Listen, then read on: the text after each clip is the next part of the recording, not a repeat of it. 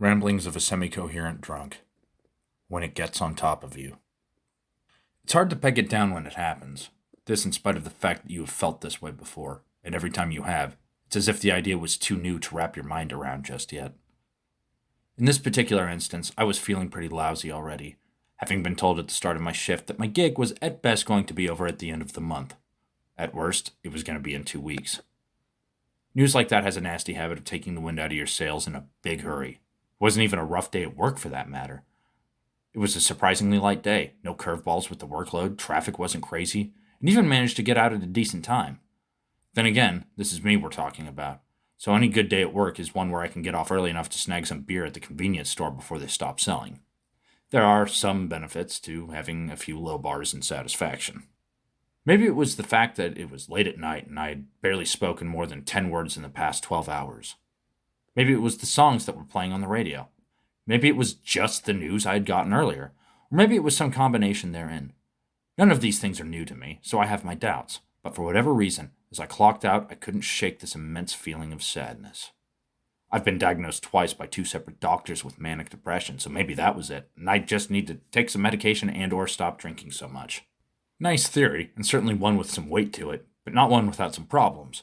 Firstly, due to the job, I'd cut my drinking back substantially. I'm lucky if I can knock a single beer back before bed these days. Second, the last time I took antidepressants, they made my head so fuzzy that I almost lost my finger into a machine that I was working on. More to the point, that was over 4 years ago, and I've managed to make it this far without them. Still, general depression makes a fairly compelling point. That being said, I've been doing fairly well. Managed to kick smoking almost entirely this year. Believe me, that it's saying something when I say that I can count the number of packs I've smoked since March on my fingers. That's a fairly good go of it for a guy who smoked about a pack a day.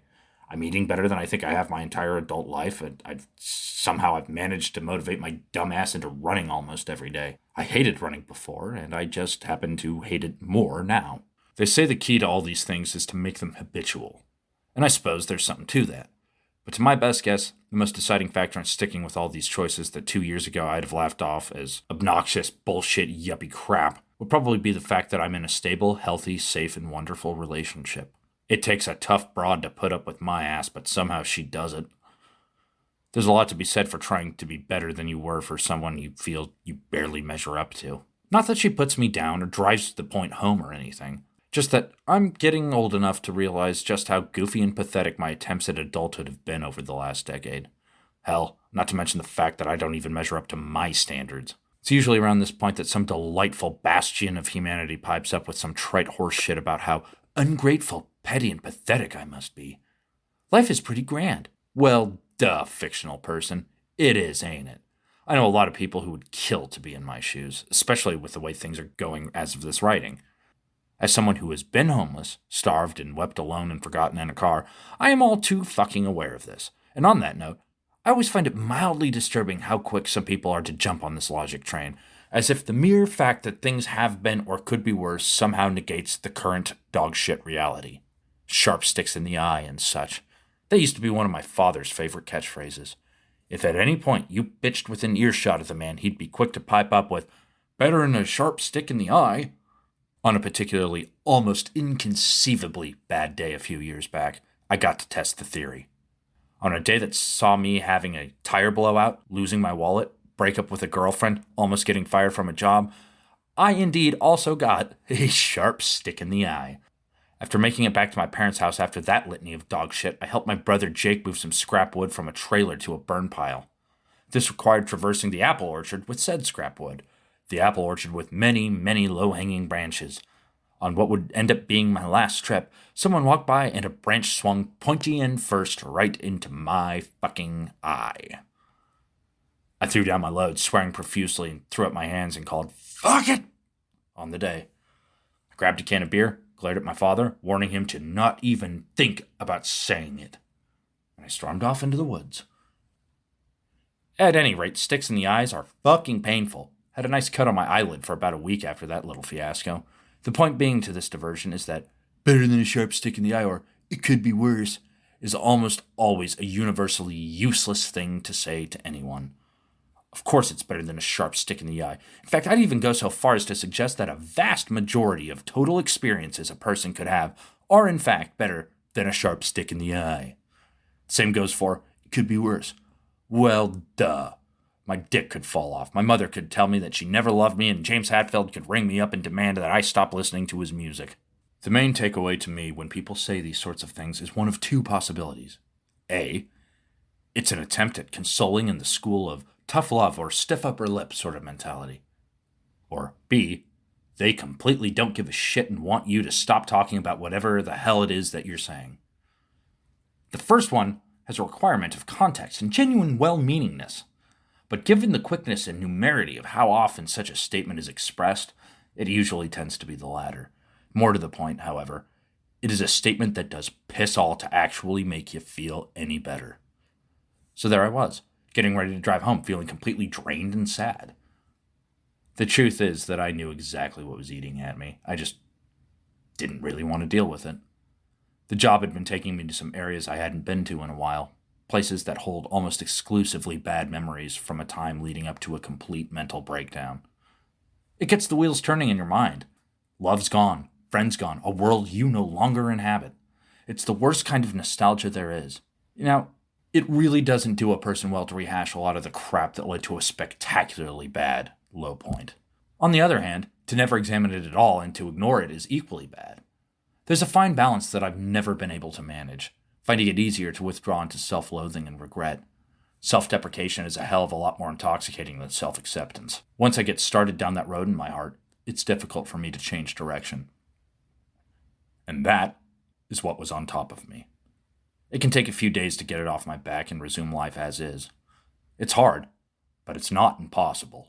I spent the majority of my 20s as an unreliable alcoholic womanizer, bouncing from one place to the next.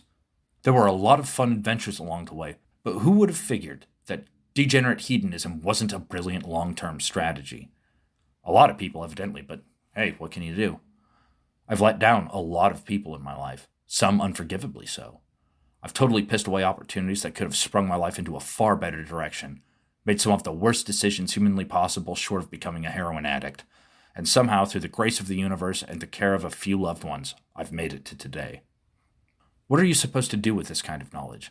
What do you do with knowing, yeah, I kind of used to be a drunkard loser piece of shit who couldn't accomplish a damn thing because he lacked self-discipline and courage? Way I see it, there's only two real options. You could dwell in it, let it become the defining trait of your existence. This is an appealing option because it provides you with the sort of mental blackmail on everyone else and allows you to be the poor, pitiable bastard no one can stand to be around until you find yourself alone, broken, and drinking yourself into oblivion every night. I tried that for a while. It gets tiresome. Turns out self-pity is just as tiring as other taxing negative traits like hatred and unrequited love. It doesn't make you feel any better. It doesn't make you feel any better, and any way that it seems like it does is without fail fleeting and unsubstantial at best. It's a shit road to a dead end. That doesn't mean regrets are to be thrown out and ignored, just not used as a cudgel to beat yourself down with. It may seem simple and stupid to some, but sometimes it's useful to have thoughts like, I was a drunkard piece of shit back then. I would do well to be less of a drunkard piece of shit now.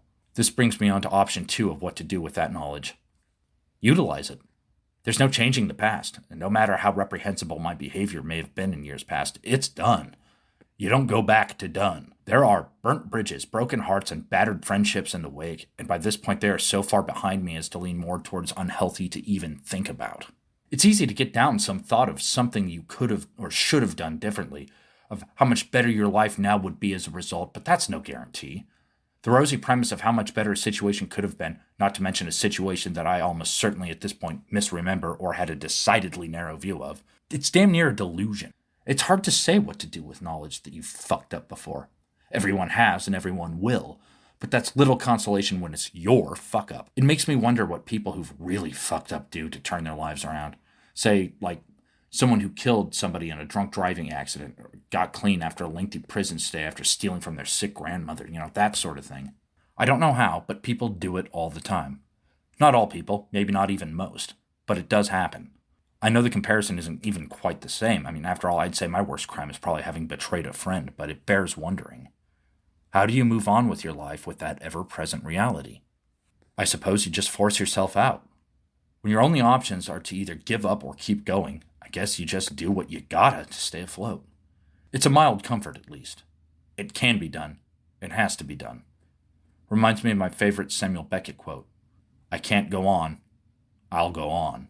Having no other sensible options, I guess, makes the choice easy, but it's the carrying out that brings the burden. I pull off the highway to hit a gas station to fill up and get some ibuprofen for a toothache. As I'm going up the off-ramp, the car in front of me seems lost. It's a black Toyota, newer model than the one I drive, but it is incredibly enough more beat up than mine. It has no license plate, is scratched to shit and missing parts of the rear bumper. They apparently had not internalized the concept of right on red before the light turns green and we both proceed to the same gas station. I get out, have the attendant fill up the tank and go inside. The driver of the black Toyota beats me to the door and holds it open. He's about my age, shorter hair, a blonde goatee, and is covered with faded tattoos on his hands, neck, and sides of his face. He is wearing sweatpants, a sports coat, and a scarf. I thank him for holding the door and head in. He goes to the counter and asks for some cigarettes while I peruse the aisle with condoms and Midol looking for the ibuprofens. He is loud, not shouting, but loud. What a nicer person than me would describe as a big personality. I find it insufferable. When I find the IBs, another fellow comes in to pay for the gas and cigarettes as the first fellow starts loudly packing his cigarettes. The second gentleman looks much the same as the first, almost exactly except for the clothes. These are the sorts of moments where I try, unsuccessfully, to withhold judgment of a fellow human being. For the first thing that popped into my head is meth. No one is this chipper, loud, or obnoxious at 2 a.m. without some sort of stimulant rushing through their brains. I stand behind them as they figure out what the hell they're paying for. This would be when the young woman traveling with them comes into the store and joins the crowd. The first man turns to me and says, "Sorry, bro." I nod silently. Her hair is dyed deep red, thin and pulled into a messy ponytail. She would have probably been pretty were it not for the telltale signs of meth in the form of a series of scabs running along her hairline. She pouts up with a squeaky, tiny little voice, asking the woman behind the counter, "Do you guys sell torches?" Why am I usually fucking right? The cashier tells her no, to which she grumbles about how this is the third store that doesn't sell torches. They finish their transaction. I finish mine. They are loudly chatting up the gas station attendant about something irrelevant while I'm climbing into my car. The attendant hollers out a, "Have a good night." I start the car, happy that the tank is now full, pop in 2 ibuprofens, and think to myself, hell, it could be worse.